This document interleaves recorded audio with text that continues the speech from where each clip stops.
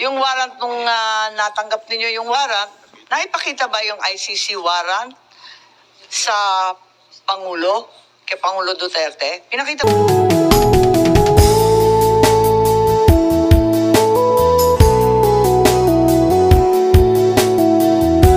ninyo sa kanya?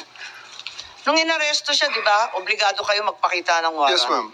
Anong pinakita nyo? Right at the tube, ma'am, the Yusik Nikiti, together with PG Fadulyon, together with me, gave them the electronic copy through retired General Munti Agudo, ma'am, because that's their condition. They don't recognize the refusion order. They really want to have a copy of the warrant. That's why a soft copy was given to them on the tube.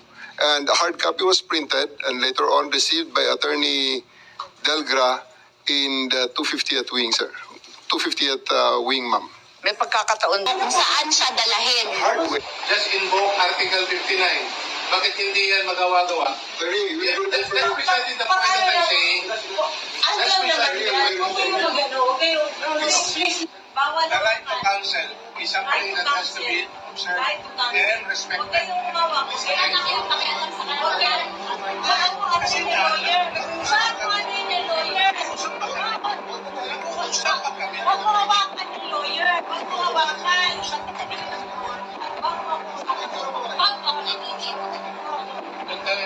Huwag mo hawakan yung nanay ko! Tanungin ko kayo, anong kasalanan ko? Matanong nga. Kayo, nandito lang kayo natin. Ikaw, tanungin kita, anong kasalanan ko?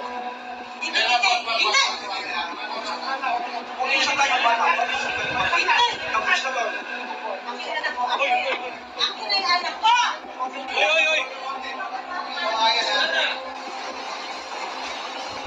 Hihilahin ko yan. Hihilahin ko yan. Kung maniwala ka, hihilahin ko yan. Pero hihilahin ko yan. Is that our intention? You have to kill me to bring me to Lane.